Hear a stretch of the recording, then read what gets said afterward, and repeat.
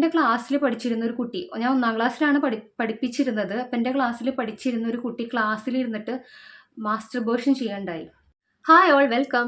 ഹനാൻസ് family എന്ന YouTube ചാനലിൽ ഹനാൻ ഉണ്ടായിട്ടുള്ള ഒരു ദുരനുഭവം അദ്ദേഹം സോഷ്യൽ മീഡിയയിൽ പങ്കുവെക്കുകയുണ്ടായി. ആ ഒരു വിഷയമാണ് കേട്ടോ നമ്മളിന്ന് റിയാക്ട് ചെയ്യാൻ പോകുന്നത്. അപ്പോൾ ഈ ഒരു വിഷയത്തെക്കുറിച്ച് അറിയാത്തവർക്ക് വേണ്ടി എന്താണ് സംഭവം എന്നുള്ളത് വിശദീകരിച്ചിട്ട് നമുക്ക് ബാക്കി കാര്യങ്ങളിലേക്ക് കടക്കാം. ഹനാൻ്റെ ബ്രദറിൻ്റെ സ്കൂളിൽ ബ്ലഡ് ഡൊണേറ്റ് ചെയ്യുന്നുണ്ടായിരുന്നു. അപ്പോൾ അതിൽ ആളെ തികയ്ക്കാൻ വേണ്ടി അല്ലെങ്കിൽ ബ്ലഡ് ഡൊണേറ്റ് ചെയ്യാൻ വേണ്ടി ഹനാനും പോകുകയുണ്ടായി. അപ്പോൾ ഹനാന് പനിയും ജലദോഷവും ഉള്ളതുകൊണ്ട് ഡോക്ടേഴ്സ് ഹനാനെ റിജക്റ്റ് ചെയ്യാണ് ഉണ്ടായത്. അപ്പോൾ ഈ സ്കൂളിലെ കുറച്ച് NSS വോളണ്ടിയർമാർ പുറത്തിരിക്കുന്നുണ്ടായിരുന്നു, വരാന്തയിൽ ഇരിക്കുന്നുണ്ടായിരുന്നു. അപ്പോൾ അവരോട് ഹനാൻ പറയുണ്ടായി ബ്ലഡ് ഡൊണേറ്റ് ചെയ്യാൻ പറ്റിയില്ല എന്നുള്ളത്. അപ്പോൾ ഈ NSS വോളണ്ടിയർമാരിലെ ഒരു വിരുദ്ധൻ ഹനാനോട് ചോദിക്കുകയാണ്, +2ൽ പഠിക്കുന്ന ഒരു പയ്യനാണെന്ന് ഓർക്കണം കേട്ടോ. അവൻ ചോദിക്കുകയാണ്, പല സ്ത്രീകളുമായി ബന്ധമുള്ളത് കൊണ്ടാണോ ബ്ലഡ് ഡൊണേറ്റ് ചെയ്യാൻ പറ്റാതിരുന്നത് എന്നുള്ളത്. അപ്പോൾ ഈ ഒരു സന്ദർഭത്തിൽ ഹനാൻ്റെ സ്ഥാനത്ത് മറ്റേതൊരു വ്യക്തി ആയിരുന്നെങ്കിലും ഈ ഒരു പയ്യന് സ്പോട്ടിൽ തന്നെ നല്ലൊരു അടി കിട്ടിയേനെ. അങ്ങനെ അടി കിട്ടേണ്ട ഒരു വർത്തമാനമാണ് ഒരു പബ്ലിക് സ്പേസിൽ വെച്ചിട്ട് ഹനാനെ പോലെയുള്ള ഫേമസ് ആയിട്ടുള്ള ഒരു വ്യക്തിയോട് ഈ ഒരു പയ്യൻ ചോദിച്ചത്. പക്ഷെ ഈ സന്ദർഭത്തിൽ ഹനാൻ ഈ ഒരു പ്രശ്നത്തെ കൈകാര്യം ചെയ്ത രീതി ഇപ്പോൾ സോഷ്യൽ മീഡിയയിൽ കയ്യടി നേടുകയാണ്. അപ്പോൾ ഹനാൻ ഈ പയ്യനെ നല്ല രീതിയിൽ ഉപദേശിച്ച് വിടുകയാണ് ചെയ്തത്. അപ്പോൾ എന്തുകൊണ്ടാണ് ഈ പയ്യൻ ഇങ്ങനെ സംസാരിച്ചതെന്ന് ചോദിച്ചിട്ടുണ്ടെങ്കിൽ, നമുക്ക് അറിയാം ഈ ടീനേജേഴ്സിനൊക്കെ അവരുടെ ഇടയിൽ ആളാവാൻ വേണ്ടിയിട്ട് ഇവർ പല വിടുവായുത്തരങ്ങളും ഇതുപോലെ സംസാരിക്കാറുണ്ട്. ഈ ടീനേജേഴ്സിന് ഒരു പ്രത്യേകത ഉണ്ട് കേട്ടോ. അവരുടെ ഈ ഹോർമോൺ ചേഞ്ചസ് ഒക്കെ ഉണ്ടാവുന്ന സമയത്ത് ഇവരാര് പറഞ്ഞതും കേൾക്കില്ല. ഇവർ വലിയ ആൾക്കാരാണ്, ഞങ്ങൾക്ക് എല്ലാം അറിയാം, ഞങ്ങളാരും ഉപദേശിക്കാനൊന്നും വരണ്ട എന്നുള്ളൊരു ഭാവമാണ് ഇവർക്ക്. പ്രത്യേകിച്ച് 4 പെൺകുട്ടികളൊക്കെ അടുത്തുണ്ടെന്നുണ്ടെങ്കിൽ ഇവരുടെ മുമ്പിലൊക്കെ ആളാവാൻ വേണ്ടിയിട്ട് ഇവർ എന്തും വിളിച്ചു പറയും. അങ്ങനെ ഒരു വിടുവായുത്തരം വിളിച്ചു പറഞ്ഞതാണ് ഈ പയ്യൻ. ഓക്കെ, അപ്പോൾ മറ്റാരെങ്കിലും ആയിരുന്നെങ്കിൽ ഞാൻ നേരത്തെ പറഞ്ഞല്ലോ, സ്പോട്ടിൽ അടി കിട്ടേണ്ട ഒരു വർത്താനം തന്നെയാണ് ഇവൻ പറഞ്ഞത്. അപ്പം ഇവനെ അടി കിട്ടിയില്ല, ഇവനെ സോഷ്യൽ മീഡിയയിൽ കൊണ്ടുവന്നില്ല കേട്ടോ ഹനാൻ. കാരണം ഇതൊരു പയ്യനാണല്ലോ, ഇവന് ഇനിയും ഫ്യൂച്ചർ ഉണ്ടല്ലോ എന്ന് ആലോചിച്ചിട്ട് വളരെ മുൻകൂട്ടി കണ്ടുകൊണ്ട് തന്നെ ഈ പ്രശ്നം വലിയൊരു വിഷയമായി ഊതിപ്പെരുപ്പിക്കാതെ, സ്കൂളിലൊന്നും അറിയിക്കാതെ വളരെ തന്മയത്വമായ രീതിയിൽ ഈ പ്രശ്നത്തെ കൈകാര്യം ചെയ്തു എന്നുള്ളതാണ് ഹനാൻ ചെയ്തിട്ടുള്ള നല്ലൊരു പ്രവൃത്തി. ഇപ്പം ഹനാനെ വളർത്തിയുണ്ടാക്കിയ ഉമ്മയ്ക്കും ഉപ്പയ്ക്കും ഒക്കെ സോഷ്യൽ മീഡിയ അഭിനന്ദനം അർഹിക്കുകയാണ്. തീർച്ചയായിട്ടും നല്ല മക്കളായി തന്നെയാണ് ഹനാനെ വളർത്തിയിരിക്കുന്നത്. എനിക്ക് പേഴ്സണലി വളരെ ഇഷ്ടമുള്ള ഒരു ചാനലാണ് കേട്ടോ ഇവരുടെ ചാനൽ. ഞാൻ റീസെൻ്റ്ലിയാണ് ഇവരുടെ ചാനൽ കണ്ടു തുടങ്ങിയത്. അപ്പോൾ ഇതിൽ ഐച്ചുമ്മയും ഇവർ മക്കളും തമ്മിലുള്ള ആ ഒരു കോംബോ ഒക്കെ കാണാനായിട്ട് നല്ല രസമുള്ളൊരു ചാനൽ തന്നെയാണ്. ഇനി ഈ വിഷയത്തിലേക്ക് നമ്മൾ തിരിച്ചു വരികയാണെന്നുണ്ടെങ്കിൽ, നമ്മുടെ മക്കൾ ഇന്നത്തെ ഒരു തലമുറയിൽ പെട്ട മക്കൾ കേട്ടോ, അവർ ഏത് രീതിയിൽ പെരുമാറും എന്നുള്ളത് നമ്മൾ മാതാപിതാക്കൾക്ക് പോലും ഒരു പക്ഷെ അറിയണമെന്നില്ല. ഇവർ ഇടപഴകുന്ന രീതിയും ഇവരുടെ ചുറ്റുപാടും ഇവരുടെ സാഹചര്യങ്ങളും ഒക്കെയാണ് ഇവരെ ഈ രീതിയിലുള്ള വർത്തമാനങ്ങൾ പറയാൻ വേണ്ടിയിട്ട് ഇവരെ ആളാക്കുന്നത് തന്നെ. അപ്പോൾ നമ്മൾ തന്നെ ഞെട്ടിപ്പോവും, നമ്മുടെ മക്കളാണോ ഇവർ എന്നുള്ളത്. അതായത് ഞാൻ പറഞ്ഞു വന്നത്, നമ്മുടെ ചുറ്റുവട്ടത്ത് ഇവർ കാണുന്ന ഒരു സ്വഭാവ രീതിയല്ല ഇവരൊരു പൊതു സമൂഹത്തിൽ പോകുമ്പോൾ എന്നുള്ളതാണ്. അപ്പോൾ ഇവരൊക്കെ എങ്ങനെ നിയന്ത്രിച്ചു കൊണ്ടുവരണം എന്നുള്ളത് തീർച്ചയായിട്ടും നമുക്ക് ചെയ്യാൻ പറ്റുന്ന ഒരു കാര്യം എന്ന് പറയുന്നത്, ഇവരുടെ ഫ്രണ്ട് സർക്കിൾ എങ്ങനെയാണ് എന്നുള്ളത് നമ്മളൊന്ന് അറിഞ്ഞിരിക്കേണ്ടത് നല്ലതാണ്.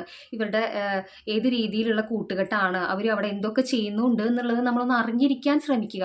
അതിൽ ഇടപെടണം എന്നല്ല, ഇടപെട്ടാലും ഒരു പക്ഷേ ഈ മക്കളൊക്കെ അതിന് നിയന്ത്രണം വെക്കും. എങ്കിൽ പോലും നമുക്ക് ചെയ്യാൻ പറ്റുന്ന ഒരു കാര്യം എന്ന് പറയുന്നത് ഇതുപോലെ നമ്മളൊന്ന് ശ്രദ്ധിക്കുക എന്നുള്ളതാണ്. അതുപോലെ മൊബൈൽ ഫോണൊക്കെ ഉപയോഗിക്കുമ്പോൾ അതിലെന്ത് കാണുന്നു എന്നുള്ളത് നമ്മളൊന്ന് ശ്രദ്ധിക്കുന്നത് നല്ലതായിരിക്കും. അതൊക്കെ വളരെ ഡിഫിക്കൽട്ടായ കാര്യമാണ്. പ്രത്യേകിച്ചും ജോലിക്ക് പോകുന്ന അച്ഛനമ്മമാരൊക്കെ ആണെന്നുണ്ടെങ്കിൽ നമ്മൾ ചെയ്യുന്നത് എന്താണ്, നമുക്ക് കിട്ടാത്ത സൗകര്യങ്ങളൊക്കെ കൊടുത്തുകൊണ്ടാണ് നമ്മൾ ഇന്നത്തെ കുട്ടികളെ നമ്മൾ വളർത്തുന്നത് അല്ലേ. അവർക്ക് വേണ്ടിയാണ് നമ്മൾ ജീവിക്കുന്നത് തന്നെ. അവർക്ക് എന്തും ചെയ്തു കൊടുക്കാൻ, അല്ലെങ്കിൽ ഇപ്പോൾ സ്കൂളിൽ ഇവൻ്റെ കൂട്ടുകാരന് അതുണ്ട് എന്നും പറഞ്ഞിട്ട് നമ്മളോട് വന്ന് പറയുമ്പോൾ കൂട്ടുകാരനുള്ള അതേ സൗകര്യങ്ങളും സാഹചര്യങ്ങളും ഒരുക്കി കൊടുക്കാൻ വേണ്ടിയിട്ട് നമ്മൾ നമ്മുടെ ജീവിതം ഒരുപക്ഷെ ഒഴിഞ്ഞു വെക്കുകയാണ് ചെയ്യുന്നത്. ഓക്കെ, അതൊക്കെ നമ്മുടെ കടമ തന്നെയാണ്. നമ്മളെക്കൊണ്ടാവുന്ന കാര്യങ്ങളൊക്കെ നമ്മൾ ചെയ്ത് കൊടുക്കുക തന്നെ വേണം. പക്ഷേ നമ്മുടെ ബുദ്ധിമുട്ടുകൾ എന്താണ് എന്നുള്ളത് നമ്മൾ അറിയിച്ച് തന്നെ നമ്മുടെ മക്കളെ വളർത്തണം എന്നുള്ളതാണ്. അതുപോലെ തന്നെ പൊതുമധ്യത്തിൽ, പൊതുസമൂഹത്തിൽ ആരോട് എന്ത് പറയണം, അല്ലെങ്കിൽ മുതിർന്നവരെ എങ്ങനെ ബഹുമാനിക്കണം എന്നുള്ള കാര്യങ്ങളൊക്കെ നമ്മളൊന്ന് പറഞ്ഞു കൊടുക്കുക. നമുക്ക് പറഞ്ഞു കൊടുക്കാനേ പറ്റൂ. ഇനി ബാക്കിയുള്ളതൊക്കെ ഈ കുട്ടികൾ അവരുടെ ഒരു യുക്തിപരമായ ചിന്തയിൽ വിവേചിച്ചറിഞ്ഞ് പ്രവർത്തിക്കട്ടെ. അത്രയൊക്കെ നമുക്ക് പറയാൻ പറ്റുള്ളൂ. പണ്ടത്തെ ആൾക്കാരൊക്കെ പറയുമല്ലോ, ഇങ്ങനെ മാമ്പൂ കണ്ടും മക്കളെ കണ്ടും കൊതിക്കരുത് എന്നുള്ളത്. അത് വളരെ ശരിയായിട്ടുള്ളൊരു കാര്യം തന്നെയാണെന്ന് എനിക്ക് തോന്നുന്നു. പിന്നെ എനിക്ക് പറയാനുള്ളത്, ഇത്തരത്തിലുള്ള അനുഭവങ്ങൾ എനിക്കും പലതവണ ഉണ്ടായിട്ടുണ്ട് കേട്ടോ. ഞാനൊരു ടീച്ചറായിട്ട് കുറേ കാലം ഞാൻ ജോലി ചെയ്തിട്ടുണ്ടായിരുന്നു. അപ്പോൾ അങ്ങനെ ഞാൻ 2016 ജോലി ചെയ്തുകൊണ്ടിരിക്കലേ എൻ്റെ ക്ലാസ്സിൽ പഠിച്ചിരുന്ന ഒരു കുട്ടി, ഞാൻ 1-ാം ക്ലാസ്സിലാണ് പഠിപ്പിച്ചിരുന്നത്. അപ്പം എൻ്റെ ക്ലാസ്സിൽ പഠിച്ചിരുന്ന ഒരു കുട്ടി ക്ലാസ്സിലിരുന്നിട്ട് മാസ്റ്റർബേഷൻ ചെയ്യണ്ടായി. അപ്പോൾ ഈ കുട്ടി എന്തുകൊണ്ടാണ് ഇങ്ങനെ ചെയ്തതെന്ന് ചോദിച്ചപ്പോൾ ബസ്സിലെ ചേട്ടന്മാർ കാണിച്ചു കൊടുത്തു എന്നാണ് ഈ കുട്ടി പറഞ്ഞത്. ഓക്കെ, ഇതിൻ്റെ ഡീറ്റെയിൽഡ് വീഡിയോ ഞാൻ എൻ്റെ ഈ ചാനലിൽ തന്നെ ഇട്ടിട്ടുണ്ട് കേട്ടോ. ഞാൻ ആ വീഡിയോയുടെ ലിങ്ക് ഐ ബട്ടണിലും അതുപോലെ തന്നെ എൻ്റെ സ്ക്രീനിലും കൊടുക്കാം. തീർച്ചയായിട്ടും നിങ്ങൾ ആ വീഡിയോ ഒന്ന് കണ്ടിരിക്കുന്നത് നല്ലതായിരിക്കും. താല്പര്യമുള്ളവർ പോയി കണ്ടോളൂ കേട്ടോ. അപ്പോൾ അങ്ങനെയാണ് ഇവർ ഈ മുതിർന്ന ചേട്ടന്മാരും അല്ലെങ്കിൽ ഇവരുടെ ഫ്രണ്ട് സർക്കിളിലും ഒക്കെ എന്ത് ചെയ്യുന്നു എന്നുള്ളത് മാതാപിതാക്കൾക്ക് അറിയില്ല, അധ്യാപകർക്ക് അറിയില്ല. അധ്യാപകരെയൊന്നും റെസ്പെക്റ്റ് ഇല്ല ഇപ്പോഴത്തെ കുട്ടികൾക്ക് കേട്ടോ. എല്ലാവരും ഞാൻ പറയുന്നില്ല കേട്ടോ, ഏറെക്കുറെ കുട്ടികളാണ്.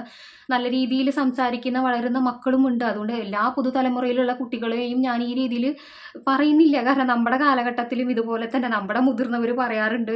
ഈ ലൈക്ക് നമ്മൾ ടീനേജേഴ്സ് ആയിരുന്ന സമയത്തും പറയാറുണ്ട് ഇവർക്ക് റെസ്പെക്റ്റ് ഒന്നും ഇല്ല എന്നുള്ളത്. അത് കാലം കഴിഞ്ഞു പോകും തോറും ഈ ഒരു റെസ്പെക്റ്റ് ഇല്ലായ്മ അത് കൂടി വരികയാണ്. ഇപ്പോഴത്തെ കുട്ടികൾ എന്നൊക്കെ പറയുമ്പോൾ അവർക്ക് ഭയങ്കര ധൈര്യമാണ്.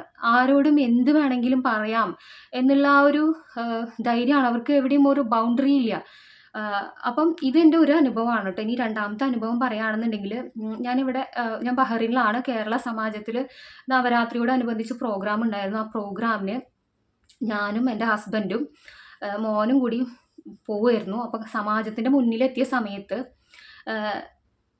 എനിക്ക് ഈ ചാനൽ കൂടാതെ ബഹ്റിൻ ഡയറീസ് എന്ന് പറഞ്ഞിട്ടുള്ള വേറൊരു ചാനലും കൂടി ഉണ്ട്. അപ്പോൾ അതിൽ വീഡിയോ അപ്ലോഡ് ചെയ്യാൻ വേണ്ടിയിട്ട് ഞാൻ സമാജത്തിൻ്റെ മുന്നിലൊക്കെ നല്ല ഭംഗിയായിട്ട് ഡെക്കറേറ്റ് ചെയ്തിട്ടുണ്ടായിരുന്നു. ആ വീഡിയോ എടുത്തുകൊണ്ടിരിക്കലേ എൻ്റെ ക്യാമറയിൽ പതിഞ്ഞൊരു ദൃശ്യമാണ്. ഒരു കുഞ്ഞു കുട്ടി, എൻ്റെ മോനേക്കാളും 1-2 വയസ്സ് മൂപ്പുണ്ടായിരിക്കും. ആ ഒരു കുട്ടി സൈക്കിളിൽ വരുന്നുണ്ടായിരുന്നു. അപ്പോൾ ഒരു 3 ചക്രമുള്ള ഒരു വലിയൊരു സൈക്കിളായിരുന്നു. അപ്പോൾ ഈ കുട്ടി ലൈക്ക് അതിൻ്റെ ഒരു ചക്രം ഇങ്ങനെ പൊന്തി പോകുന്നുണ്ട്. അപ്പോൾ വണ്ടി വരുന്നുണ്ട്. അപ്പോൾ ഇവൻ ആ ഒരു സന്ദർഭത്തെ പേടിക്കാതെ തന്നെ ഹാൻഡിൽ ചെയ്ത് സൈക്കിളൊക്കെ നേരെയാക്കിയിട്ട് ഇവൻ സൈക്കിൾ ഓടിച്ചു വരുന്നത് കണ്ടപ്പോൾ എനിക്ക് തോന്നിയോ, ഭയങ്കര ധൈര്യമുള്ള കുട്ടിയാണല്ലോ. ഇപ്പം ഞാനാണെങ്കിൽ എന്നെ ഇപ്പോൾ ഏതെങ്കിലും ഒരു വണ്ടി ഇടിക്കാൻ വരികയാണെന്നുണ്ടെങ്കിൽ വിറച്ചിട്ട് എനിക്ക് എന്ത് ചെയ്യണം എന്നറിയാതെ ഞാൻ ആകെ പതറിപ്പോവും. പക്ഷേ ഈ കുട്ടി വീഴാൻ പോയ സൈക്കിളിനെ നേരെയാക്കിയിട്ട് ഭയങ്കര കറേജിയസ് ആയിട്ട് വരുന്ന കണ്ടപ്പോൾ ഞാൻ എന്ത് ചെയ്തു എന്ന് പറഞ്ഞാൽ, ഞാൻ ഈ കുട്ടിയോട് സ്നേഹപൂർവ്വം, നമ്മൾ ഓമനത്വത്തോടു കൂടി ഈ കുട്ടീനെ വിളിക്കില്ലേ, ഹലോ എന്ന് ഇങ്ങനെ ഈ കുട്ടിയോട് പറഞ്ഞു. അപ്പോൾ ഈ കുട്ടി സ്പോട്ടിൽ എന്നോട് പറയാണ്, ഐ ക്യാൻ ഫക്ക് യു എന്ന്. എൻ്റെ മോനൊരു 7 വയസ്സാണ്. ഇപ്പോൾ ഒരു 8-9 വയസ്സുള്ളൊരു കുട്ടി എന്നോട് ചോദിക്കുകയാണ്, I can fuck you can I fuck U എന്ന്. ശരിക്കും പറഞ്ഞാൽ ഞാൻ ആകെ പേടിച്ചു പോയി. പേടിക്കില്ല, എനിക്ക് ഭയങ്കര വിഷമം തോന്നി. എൻ്റെ അമ്മ വയറുണ്ടല്ലോ, നമ്മളൊക്കെ പ്രസവിച്ച ഒരു അമ്മമാരാണല്ലോ, നമ്മുടെ ഈ വയറ്റിൽ എനിക്ക് എന്തോ പോലെ തോന്നി. ആകെ ഒരു മനസ്സിനൊരു വിഷമവും. അപ്പം ലൈക്ക് എങ്ങനെയാണ് ഈ അമ്മ പെങ്ങന്മാരെ തിരിച്ചറിയാൻ പറ്റാത്ത കുട്ടികളാണല്ലോ ഈ വളർന്നു വരുന്നതെന്ന് ഓർക്കുമ്പോഴുള്ള ആ ഒരു സങ്കടം ഉണ്ടല്ലോ. അപ്പോൾ അങ്ങനെ എനിക്ക് വളരെ വേദനാജനകമായിട്ടുള്ള അങ്ങനെ ഒരു അനുഭവം ഉണ്ടായെന്ന് ഞാൻ പറയാണ്. അപ്പോൾ അത് ഈ നാട്ടിലത്തെ ഒരു കുട്ടിയാണ് കേട്ടോ. അതുകൊണ്ട് തന്നെ ഇതിൻ്റെ വീഡിയോ ക്ലിപ്പ് എൻ്റെ കയ്യിലുണ്ട്, പക്ഷെ എനിക്ക് കാണിക്കാൻ പറ്റില്ല. ഒരു പക്ഷേ ഞാൻ നാട്ടിലേക്ക് പോവുകയാണെങ്കിൽ തീർച്ചയായിട്ടും ആ വീഡിയോ ഞാൻ എല്ലാവരുമായിട്ടും പങ്കുവെക്കണമെന്ന് ഓർത്തിട്ട് ഞാൻ എൻ്റെ ഗാലറിയിൽ തന്നെ സൂക്ഷിച്ചിട്ടുണ്ട്. അപ്പോൾ അങ്ങനെയാണ് ഇത്തരത്തിലുള്ള അനുഭവങ്ങൾ പലർക്കും ഉണ്ടാവും. പല അധ്യാപികമാർക്കും സ്കൂളിൽ നിന്നൊക്കെ ഉണ്ടാവും ഇതുപോലെ കുട്ടികളിങ്ങനെ റെസ്പെക്റ്റ് ഇല്ലാണ്ടൊക്കെ പെരുമാറുന്നത്. അപ്പം നമുക്കൊക്കെ നമ്മുടെ കുട്ടികൾ അല്ലെങ്കിൽ ഇനിയൊരു തലമുറയെ രക്ഷിക്കാൻ വേണ്ടിയിട്ട് നമുക്ക് ചെയ്യാൻ പറ്റുന്ന ഒരു കാര്യമെന്ന് പറഞ്ഞാൽ നല്ല കാര്യങ്ങൾ കേൾപ്പിക്കുകയും ചെറുപ്പത്തിലേ തന്നെ നല്ല ശീലങ്ങൾ പഠിപ്പിക്കുകയും ചെയ്യുക. നല്ല ശീലങ്ങൾ എപ്പോഴും കേട്ടുകൊണ്ടിരിക്കുന്ന മക്കൾ വളർന്നു വരുമ്പോൾ തീർച്ചയായിട്ടും അവർ പൊതുസമൂഹത്തിന് നന്മ ചെയ്യുന്ന മക്കളായിട്ട് വളരും. നമ്മുടെ ഈ ഹനാനെ പോലെ.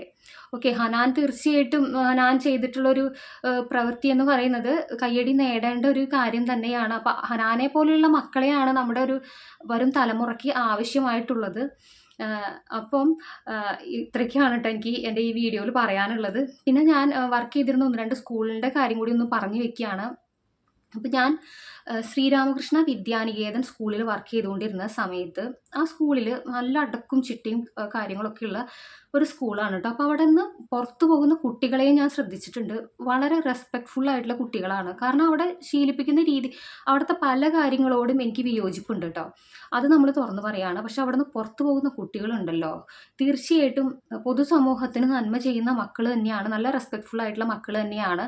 ഇനി ഇതേ സമയം ഞാൻ വേറെ പല സ്കൂളുകളിലും വർക്ക് ചെയ്തിട്ടുണ്ട്.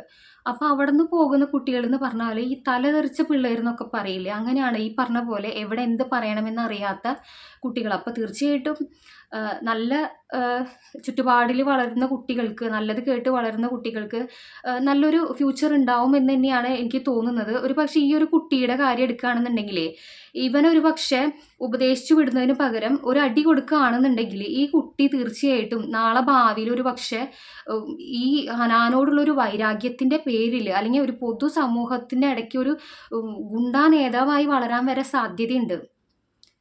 അപ്പോൾ ആ ഒരു അങ്ങനെ ഈ ഒരു പ്രശ്നത്തെ മാറ്റാതെ നല്ല രീതിയിൽ കൈകാര്യം ചെയ്തുകൊണ്ട് തന്നെ ഈ കുട്ടി ഒരിക്കലും ആ രീതിക്ക് മാറിപ്പോവില്ല. അവൻ ഒരിക്കലും ഈ ലൈഫിൽ ആരോടും മോശമായ രീതിയിൽ പെരുമാറില്ല. അപ്പോൾ ഇവിടെയാണ് എങ്ങനെ കുട്ടികളെ കൈകാര്യം ചെയ്യണം എന്നുള്ളത് ഒരു ചേട്ടൻ എന്നുള്ള രീതിയിൽ ഈ ഹനാൻ അവൻ്റെ അനിയന്മാർക്ക് മാതൃകയാകുന്നതും മറ്റുള്ളവർക്ക് മാതൃകയാകുന്നതും. ഓക്കെ, അപ്പോൾ ഇത്രയും പറഞ്ഞുകൊണ്ട് ഞാൻ എൻ്റെ വീഡിയോ അവസാനിപ്പിക്കുകയാണ്. വീഡിയോ ഇഷ്ടപ്പെട്ടാൽ തീർച്ചയായിട്ടും നിങ്ങൾ സപ്പോർട്ട് ചെയ്യുക കേട്ടോ. താങ്ക്